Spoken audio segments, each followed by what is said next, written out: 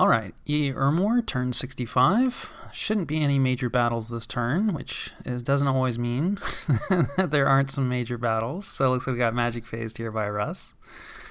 Yeah, this is this fellow that we probably... Oh, no, this guy's got no kits, or no kit.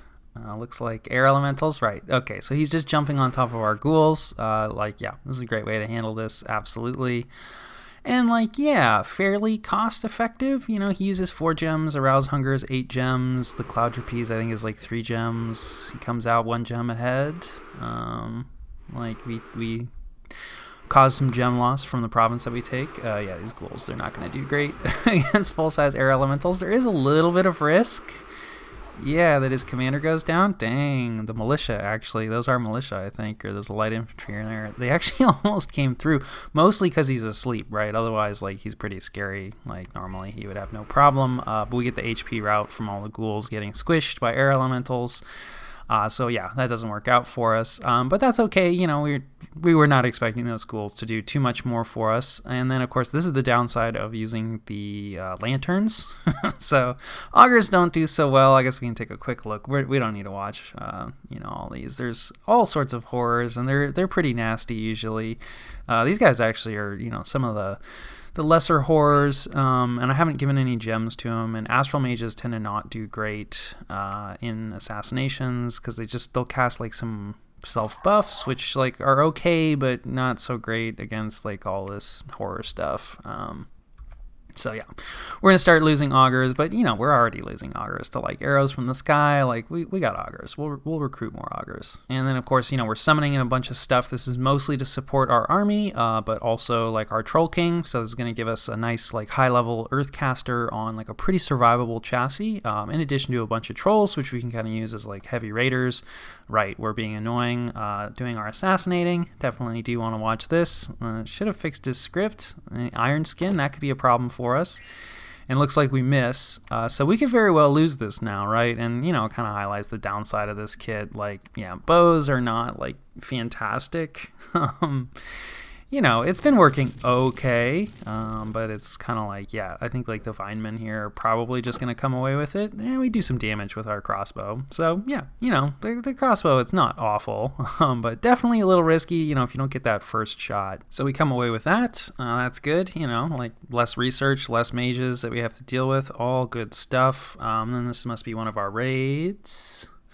Oh, right. Yeah, this is our swarm guys and, our gladiators, and there's going to be a fire elemental, and he brought out some corpse constructs. Very nice. So, yeah, this is some low commitment stuff from his end. This is a bone reader, bone tribe mage, independent. He's going to make some lesser air elementals, probably, I'm guessing. Very cool. He's also enlarged because he is sacred. Looks like he probably has a bodyguard. So yeah, the bugs go in and cause some annoyance. So we like that. Let's see. I think we a lot of swarm. Now this is a bit unfortunate. We don't have magic weapons. It looks like we did not get out our fire elemental, and we already lost an augur. Yeah. So we can't get a fire elemental out now. Oh wait, we used our fire gem on something. I don't know what, probably this, which not that useful. So this is looking like it's not going to work out. Very sad. It's still not impossible, but now this is a lot of stuff. Our guys are ethereal, but we didn't get luck on them, which is pretty significant. So we'll see. Yeah, that's going to help us somewhat. We do take out our own bodyguards. This sort of highlights why terracotta soldiers, are kind of maybe a better choice for bodyguards since they resist fire. Yeah, this gladiator's no thanks, this sucks. But, we still have a couple gladiators. Looks like we got another round of swarm in. Let's see, we still have another round of swarm upcoming. Of course, there is a bunch of corpse constructs here. And there is the possibility that our leadership routes, we'll see. Our mage is pretty close to fatigued out, and there's a fireball. Ethereal is definitely helping us, and the bugs, these are our bugs, right? Let's turn on team colored squares. Yeah, these are our bugs. Excellent. So we could still theoretically, yep, there's another round of bugs. We could still theoretically come away with this. Of course, these corpse constructs are not going to rout, and they have a lot of hit points, and now we're pretty much down to bugs and like our caster. And bugs, like, they're not, you know, they're dealing damage, absolutely, right? You can see a lot of these corpse constructs have damage on them, and of course, like, the bugs are holding them up, and, you know, we're doing some pretty weak spell casting, because, again, our guys just fire 1 now. And, like, yeah, there goes our commander, he routs, so yeah, this doesn't work out for us. Not an expensive loss, but a bit painful, definitely. But you know, we were expecting like some resistance, definitely, and I'm kind of curious to see, because the main thing, I think, if we'd gotten out our fire elemental, that absolutely could have worked. I think would have worked. So I'm assuming that we just, right, because we started with 3 augurs, so I'm assuming the air elemental just came in. Yeah, so air elementals, you know, they're nasty. Maybe should have like forward positioned these guys and then like put some garbage in the back. So it's hard to say. Air elementals, they go where they want to go. So yeah, we catch a battle between Niflheim and Sarmatia. Cool. This looks like a scrawny thug. Yep. Yeah, fairly standard kitting, I would say, or you know, ish. Yeah, just like 6 PD, so he's going to have no problems. I'm kind of curious. He's probably going to use the Blood Slave for reinvigoration. Nope, maybe not. Maybe the Blood Slave was just a mistake. Not sure what she's doing here. He did not use her. You can use, there's a blood spell, reinvigoration, that gets rid of all your fatigue. So I was thinking maybe he was going to, you know, buff himself up, which generally generates a decent amount of fatigue. Spellcasting is very fatiguing. And then use reinvigoration to get rid of any fatigue. Yeah, basically no resistance here. Cavemen are dangerous though, right? So I think this is just 1 PD. We should be fine. Famous last words. No air elementals here, so I think, you know, our river move surprised him. And like, yeah, we got our wooden warriors and everything. So like, you know, these lizards are going to be fairly tough, right? Protection 18. That's, you know, they're not great, especially in the cave. They don't have the skills, but we're mostly relying on swarm here. Yeah, threw a little luck on our bugs, and like, yeah, that works out just fine.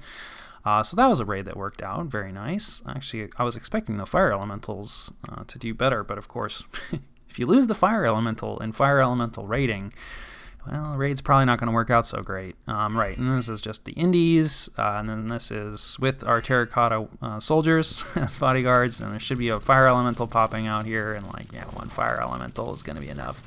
The bodyguards are important, right? Because like, yeah, they do escape. Ooh, did we kill one of our? We killed one of our communion slaves. Ouch. See, this is why you watch these things.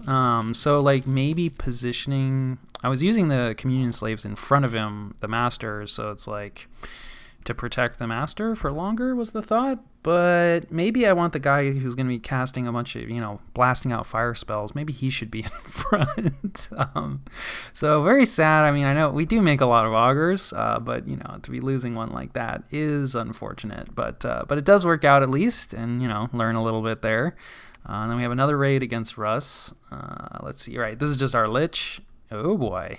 So Russ was interested in intercepting our army. And this is great because now, you know, we kind of get an idea of like exactly what he's rocking. Yeah, he brought out a bunch of gems.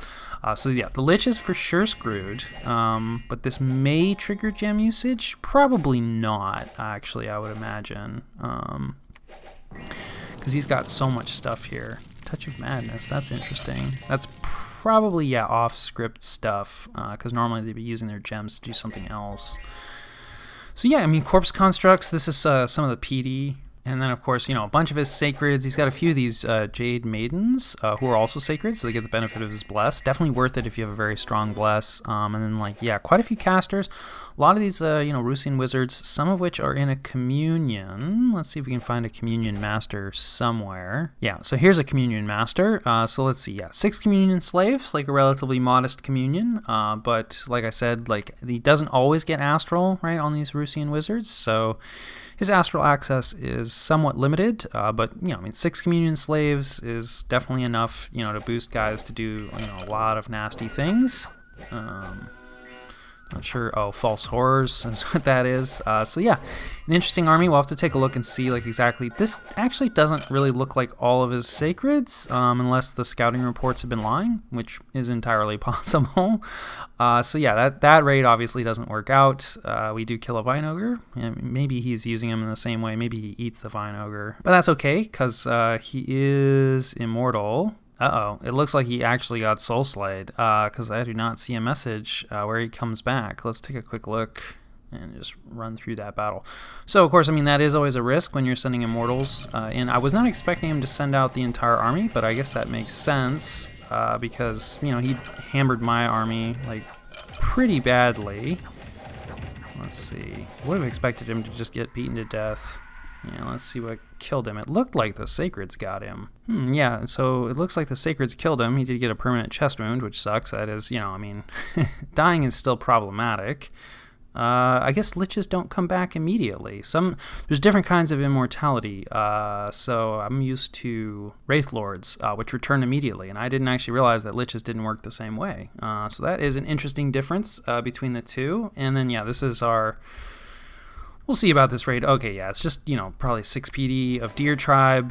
We have some Swarm and, like, some of our troops, so I think this is going to be more than enough. Like, yeah, some of our bugs get in the back, distract the archers a bit. They're shooting at our commanders a little bit. We don't love that. But, yeah, this raid works out. So, you know, a mixed bag, really, in terms of the rating, but not a bad result. And then, of course, Burden of Time. We have some unexpected events. Hey, False Plague, that's good. We get some extra money. Brigands, of course, that's fine. We catch a witch, so we get some more misfortune, we cure some afflictions, and we finish research in construction 7, mostly for weapons of sharpness, although I think this also gets us golems, which we don't especially need, and we definitely don't have the astral pearls for, but it's a thought. We're headed up thaumaturgy next, probably just a 6, I don't know, we'll see. I think you get Enslave Mind at that level, which can be useful against like immortals and things like that, and we are expecting to see more of those soon. So yeah, I'll see you guys after the cut. Alright, so this is the situation and what we're doing about it. I think the first thing to cover is that Abyssia has called it. They said their Pretender is dead, so I think there's another battle that we missed. We can see that Arcocephali is under siege here. We're actually going to use our Astral Window this turn to try to get eyes on Abyssia, but I have a feeling that their capital is under siege as well. So they said they're not going to set themselves to AI, which... yeah, I understand. The AI is pretty annoying, but they're not really going to be planning on taking any more turns, and they said that they're going to send us a Death Basket, so that'll be nice. I mean, you know, we can definitely use gems. Death Baskets, it's just where you send your remaining, like, gold and items and gems to another player, are pretty divisive. You know, some people really hate them, you know, some people like them. I don't know. I don't really have a strong opinion yet. Obviously, this is going to be beneficial for us. And then to that end, we're not actually sending any fire gems to Abyssia this turn. So very sad, you know, to see our longtime ally go down. You know, like I said, this Vanheim player is pretty good. And like now we're pretty worried, you know, about having, it won't take very long for Vanheim to take down the rest of Abyssia. And like we're going to be somewhat open. You know, I've played with this player before. We've tangled. It was rough for both of us. Like I said, I'm really hoping that he goes after Calum next. You know, I do feel that we kind of need to get vengeance for Abyssia. So normally I think I would probably try to get a non-aggression pact with this player, right? And, you know, we've relied on having this stable border here for pretty much the whole game. So we're not really set up to have this battle. Also, like Abyssia's land, like the full death scales, it's probably not going to be as valuable as some other land that we could pick up. On the other hand, of course, like anytime somebody that is invading and taking territory, obviously they're not going to have it locked down immediately. I also think that Vanheim is probably in a weaker position considering their major loss to Ulm as compared to Russ. So there's definitely something to be said for trying to make peace with Russ, because we kind of have more or less what we want. You know, we'll talk more about this front here, but like we got Agartha, Russ actually retreated. So yeah, we'll discuss that. There's definitely an argument to be made for trying to make peace with Russ without fighting like a really nasty battle. On the other hand, like I've done a lot of thinking and some setup, you know, to try to counter what Russ is rocking, and also feel that like, you know, we kind of need to establish that like we're definitely not vulturing Agartha. That's not usually how I roll. And that like, yeah, we demand a little more respect here. So we'll see. I haven't reached out to the players yet. You know, I think we probably want this throne, realistically, you know, before we make peace with Russ, especially because it's the throne of bureaucracy, and it's going to push Dominion really hard, and like we're kind of having Dominion problems in here. But We may make peace with Russ without like completing this war, so that we can turn our efforts to Vanheim, like, and avenge, you know, our ally Abyssia. But you know, of course, like, Russ has a lot of like really valuable land, a lot of capitals in here. Like, we would really like a lot of this. So we'll see. We're gonna try to get eyes and, you know, see how quickly like Vanheim takes down the rest of Abyssia, and also like, you know, kind of what they're using, so we can think about, well, we may need to fight this. But of course, we are still very much at war with Russ. We're not making a lot of attacks this turn, which, you know, I think is always a bad sign. But we are being annoying, and we're not making no attacks. So in the realm of being annoying, we don't actually see a lot of commanders here, right? And we know that he has the one Bone Reader who is commanding his undead and patrolling. So we're going to assassinate here. It's going to be an Ice Elemental. Ice Elementals, I think, are not as great, but should be fine against a Bone Reader. And then we're going to just attack with our guy that's been twice-borned, and he's just going to make skeletons. And assuming that the assassination is successful, the corpse constructs will just collapse because we'll have no undead leadership, and I think our Skelly spam will be enough to take out the PD. If it's not, that's fine. Our guy dies and he comes back as a white mage. You know, we want to use him in the army anyway, so it's kind of a win-win situation for us. Was very tempted to assassinate here, right? This is where our Lich got taken out, where he moved his main army. But there's a lot of scary casters in this army, and they're all loaded up with gems, so I think it's going to be a pretty tough ask for, like, you know, lone Ice Elemental. So instead, we're going to move here into this forest where he's probably recruiting Thunder Priests, who, when they pop in, you know, will not have any gems. So we'll start assassinating here. Probably not immediately, because in the vein of being annoying, we can see that this castle has been evacuated now. Probably the remainder of the mages moved here, or maybe that was the last mage that we just assassinated. Regardless, we're going to take our assassin and start working our way down to this other forest. So we may wait a turn here so that we can start simultaneously assassinating in these forests. Obviously, like, once we start assassinating, he will probably, you know, move out to counter that. So, you know, we want to maximize our assassinations. And then the mind hunt batteries have been turned back on. We're going to try to mind hunt the guy that jumped out here. Normally, again, this would be a bad mind hunt target. He's got, you know, magic resistance like 19, I think, and he has Astral.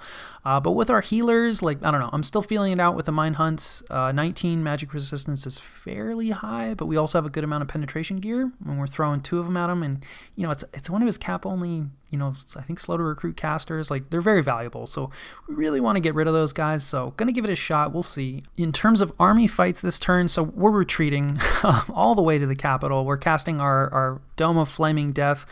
And we're going to build up like another ginormous doom stack here, I think, is going to be the play. There's definitely something to be said for maybe, you know, trying to move out this turn with everything, but we don't quite have the gems to do that. So we're going to need our gem income from next turn, you know, to make sure that this army like has enough gem resupplies. We do have some gem resupplies already out and about.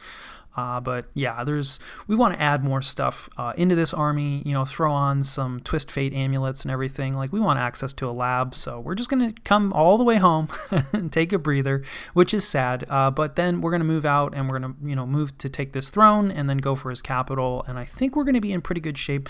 You know, this is a scary army, definitely. But I do think that it's the majority, right, of what he has. And like Fine Ogres, we don't care about. The Jade Maiden's not such a big deal.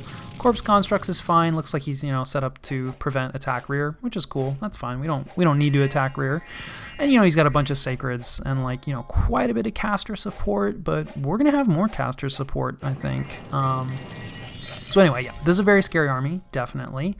And I don't think what we have here is going to be enough, right? Like, you know, we have slingers, we have our sacreds, we have our infantry, we have like Will of the Fates, a few devils. We're going to summon in fire elementals. You know, mass protection, maybe a little questionable with the fire elementals. We got Serpent's Blessings so that, you know, we don't get cheesed by foul vapors.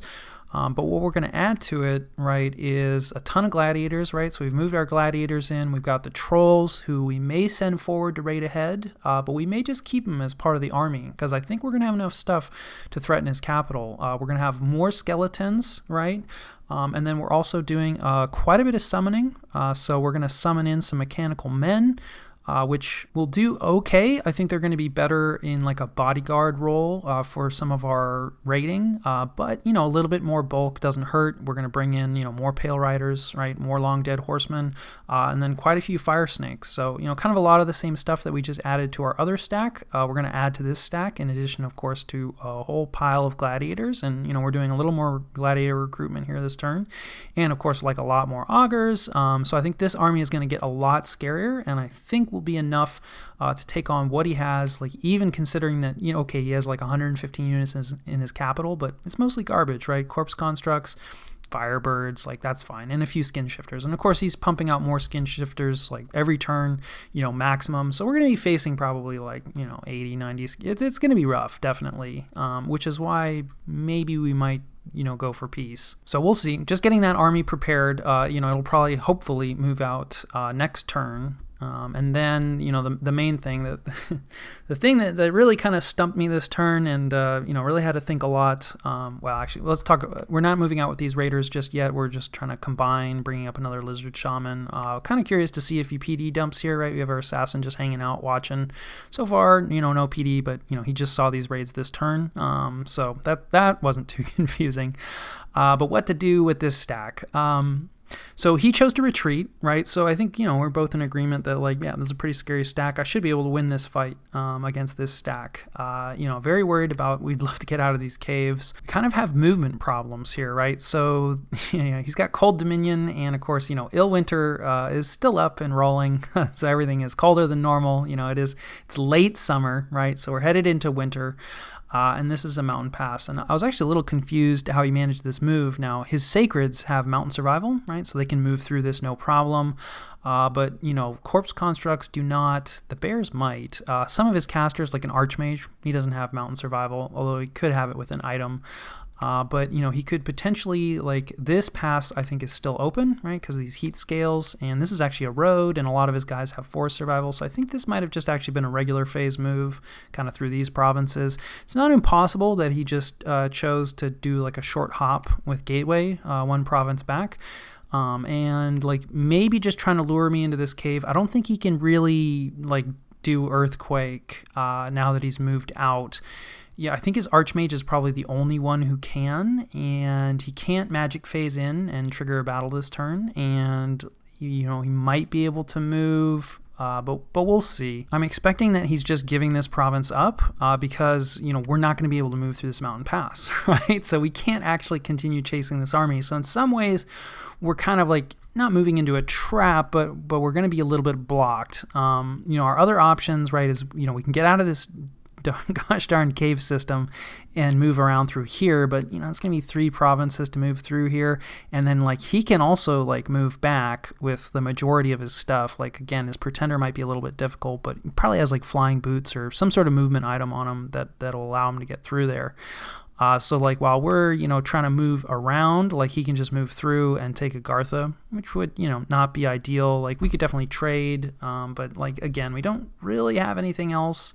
We can't stop this force with anything else that we currently have. We are going to start to build up stuff in Agartha, and we're hopefully going to get to a place where that won't be true, where we will actually be able to at least slow him down or stop him. But until that's the case, we kind of need to make sure that our main army here can deal with his main army. So the advantage of moving here, right, is we can take this fort, and again, we really have Dominion problems here. We'd love to get rid of this temple, but we can kind of go around him, which again has a lot of the same problems where he can come through this and take Agartha. But if we take this fort and maybe leave a garrison, right, and then we build up a decent amount of garrison in Agartha. Now, we're only gonna have maybe 2 turns, 1 or 2 turns, right, to do this. So we're probably gonna need to bring some other stuff in, but we take this fort. We probably raid forward, and we can keep moving through this cave system. Now, it's going to take us a while, right? So it's we got to move into this cave. Still can't really get out, right? Because these are all mountain passes that are closed. Then we move into this cave. This is still a mountain pass that we can't get through. But we're going to move through Ubar, and we'll see. I'll offer like basically just rent the province for a turn, right? We have a lot of air gems. Ubar probably likes air gems. We can pay him like, I don't know, 5 air gems, 10 air gems. Just be like, hey, look, we need to move through this province for one turn to get out of this cave system, right? And then we can threaten Helheim and take Helheim, right? So if he's busy like moving deep into our territory, like I think we're just gonna, we may move the garrison out of TNN. 3 or 4 turns from now, I think we'll have enough stuff to at least slow this army down so that it's not going to be able to do that much damage. Whereas conversely, I don't think he's really going to be able to slow our army down, right? And we would love to take Helheim, like 4 death gems a turn. We don't mind an earth gem, an air gem, and then we can just keep on rolling.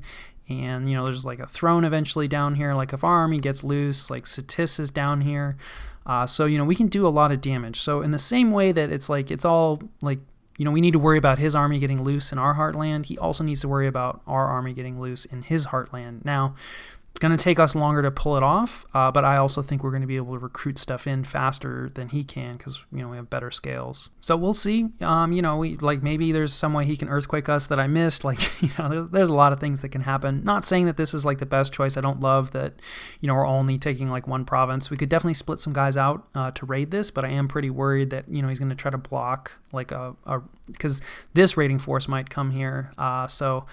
Yeah, like we could split out maybe our Pale Riders and raid here, but then it might be a little annoying for us to rejoin. There are also spells that can raise a province heat level, and we can cast that with one of our fellows. I think we need Fire Air, but we only have one guy with Fire Air. Actually, no, that's not true. We have 2 guys. So we may actually just, sit here once we take this and open up this, province by casting that a couple of times.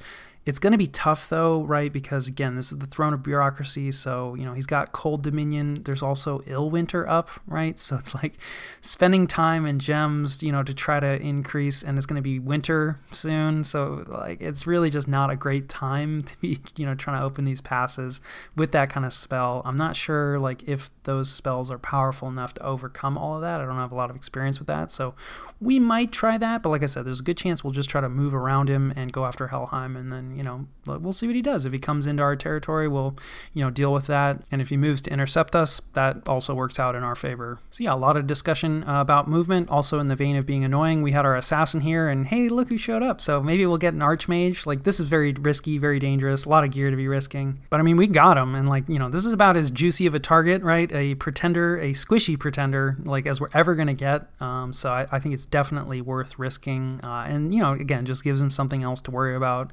We'll probably sneak out of the province after this because we'll get patrolled out, definitely. Otherwise, just, pushing around, like really just trying to move some more forces over, not much, but a few mages to potentially deal with Vanheim. We have a non-aggression pact with Niflheim, so we at least have 3 turns to react there, whereas we may have less time to react against Vanheim.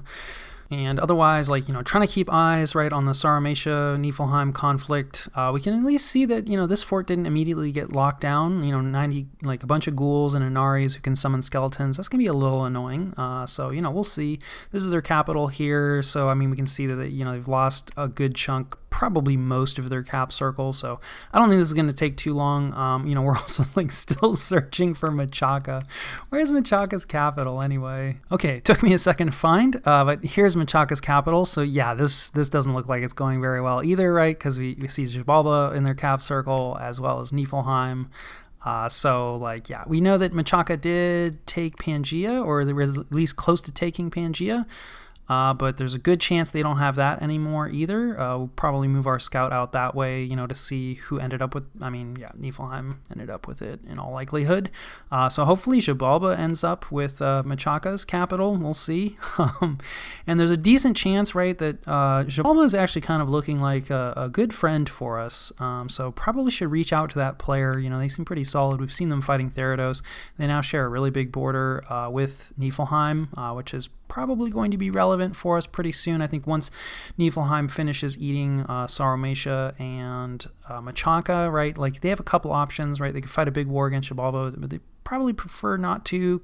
May depend on the throne situation at that point, but like obviously we have a throne on offer for them that's not very far. Like yeah, like we're pretty close to them. So I think, especially if we falter in our war against Rus, then yeah, Niflheim will definitely come after us. Their other option, is to continue up and take out Ubar, who they will share like a substantial border with. They already have a border. They have a lot of the underwater over here, so they don't really care so much about having more coastline, I suspect.